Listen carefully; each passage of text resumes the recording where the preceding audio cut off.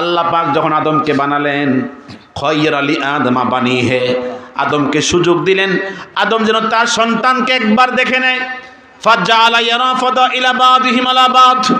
জান্নাতের ভিতরে আদম ডান দিকে তাকালেন, সব তার সন্তান জান্নাতি, বাম দিকে তাকালেন, সব সন্তান জাহান্নামী, সব সন্তান জাহান্নামী। আদম বলেন ফাজাআলা ইয়ারা ফাদাইলা বাদিহিম আলা বাদ ফারা নূরান সাতিয়ান আলা আসফালিহিম। জান্নাতীদের ভিতরে একজন সন্তান, তার নাম মুহাম্মদ রাসূলুল্লাহ সাল্লাল্লাহু আলাইহি ওয়াসাল্লাম। তার দিকে যখন নজর পড়েছে, তাকায়া দেখেন তিনি প্রজ্বলিত নূরের খণ্ড। জোরে কোন সুবহানাল্লাহ।